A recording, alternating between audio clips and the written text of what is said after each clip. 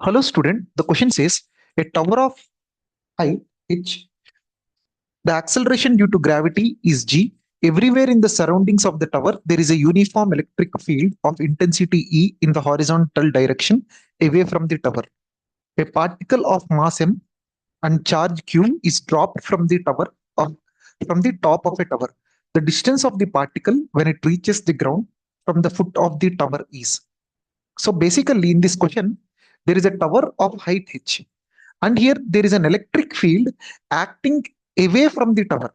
That means this is the direction of electric field. So it is acting away from the tower. So uniform electric field, don't consider this as the body of vector and think that the electric field is non-uniform. So basically, this is a uniform electric field acting away from the tower. So in this direction. Now, what we did is we took a charged particle and we dropped it from top of a tower. So we have a charged particle. So let me take one charged particle and we have dropped it from top of a tower. So as soon as I drop it from a top of a tower, so this charged particle, so the charge of this particle is given as q. So when I drop it, it will experience two force. One, it will experience this electric field, and because of which it will get electric force. And at the same time, there is gravitational force. So gravitational force is acting downward, and electric force is acting to the right. Because of both the forces, the particle actually travels in this way. So this will be the path of the particle. Now let me draw the possible path of this particle. So particle would travel eventually in this way and it will land somewhere at the foot of this tower. Now let us assume it landed at this location and this distance is x. Now we have to find this distance x. That's the question. And this is given as h. So let us write it. So the particle has two forces. So it will have two accelerations. So acceleration in x direction is force divided by mass. The only acceleration in x direction is q into electric field value is given as E. So QE divided by m. This is the acceleration in x direction. Similarly, acceleration in y direction. For our convenience, I will assume downward as positive. So downward direction, I'm taking it as positive. And right side direction, I'm taking it as positive. If I don't mention this, I have to write every time minus mg whenever there is a downward direction. So acceleration in y direction is mg, the force in y direction, mg is acting downward divided by mass. So this would be g. So I got acceleration in x direction, acceleration in y direction. And we can see both the accelerations are constant accelerations. Since these are constant accelerations, I can write displacement equation in x direction and displacement equation in y direction. So displacement equation in x direction is s is equals to ut plus half at square. Initially, there is no velocity. Since there is no velocity, initial velocity is 0, x equals to half. What is the acceleration in x direction? It is qe by m into t square. So this is my first equation. Let me call this as equation 1.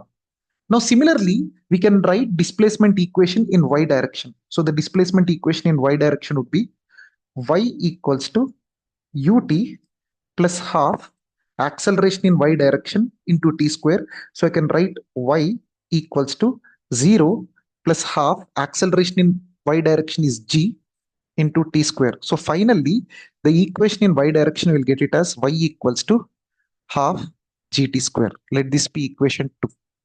So we got acceleration in x direction, we got acceleration in y direction. Now let us take this to the next slide and solve it. So we got both acceleration in x direction, acceleration in y direction, displacement in x direction, displacement in y direction. Now the common thing that is binding both of them is this time term. So this, because we are analyzing this in x and y direction separately, but practically both are happening simultaneously. For our convenience, we are analyzing them in x and y direction separately, and both of them, if it travels t time in x direction, it will travel the same t time in y direction. So let us eliminate t to get the relation between x and y. If I divide x by y, I will get half qe by m into t square divided by half gt square. So I can cancel t square and t square. I can cancel this half and half. So finally I will get x by y equals to QE by mg. So this is the term I will get. So finally x equals to QE by mg into y. We know when this charge falls in this way, what is its y displacement? The y displacement is h. Since I'm assuming downward as positive, so simply the distance traveled, like the distance of the particle when it reaches the ground from the foot of the tower, which is x, is QE by mg into h. Because when it once it reaches the foot, the value of y would be h. With this expression, you can find at any location. Like example, if you want at exactly half height, how much distance it has traveled. So you can just substitute here. So the correct option would be QEH by mg, which would be my option 1. So whenever we have two forces acting on a body, you will write acceleration in x direction, acceleration in y direction, displacement in x direction, displacement in y direction. Most of the cases, the common thing would be time. We'll eliminate the time term and we solve it. Hope you understood how I have solved. Thank you.